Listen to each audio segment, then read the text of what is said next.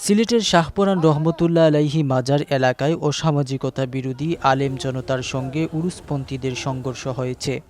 সোমবার দিবাগত রাত ২টা থেকে ৪:৩০ পর্যন্ত ২.৫ ঘণ্টাব্যাপী এই সংঘর্ষে দুপক্ষের ৩০-৩৫ জন আহত হয়েছেন। পরে সেনাবাহিনীর একটি টিম এসে পরিস্থিতি নিয়ন্ত্রণ করে। স্থানীয় ও প্রত্যক্ষদর্শী সূত্রে জানা গেছে, ৩ দিন থেকে শাহপরান রহমতুল্লাহ আলাইহি মাজারে বার্ষিক উরুস চলছিল। এর আগে সিলেটের আলেম সমাজ শাহপরান মাজার ও মসজিদ পরিচালনা কমিটির সঙ্গে দফায় দফায় বৈঠক করে উরুসের নামে অসামাজিকতা যাতে না হয় সে বিষয়ে সতর্ক করেন।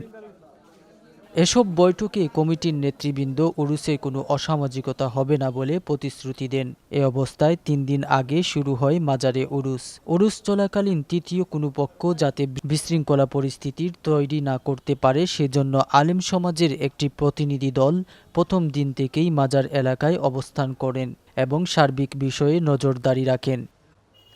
সে ধারাবাহিকতায় সোমবার দিবাগত রাতেও তারা মাজারে মসজিদের সিঁড়িতে বসে কুরআন তিলাওয়াত ও গজল পরিবেশন করছিলেন।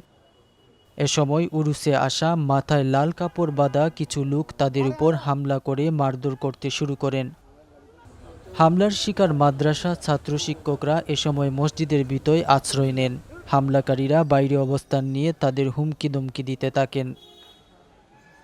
এ সময় খবর পেয়ে জৈন্তাপুর উপজেলার হরিপুর এলাকার শতাধিক লোক লাঠিসোঁটা নিয়ে এসে মসজিদে আশ্রয় নেয়া ছাত্র শিক্ষককে উদ্ধার করেন এবং উরুসপন্থীদের উপর চড়াও হন। উরুসে আসা লোকজনের তাঁবুগুলো ভেঙে দেয়া হয়।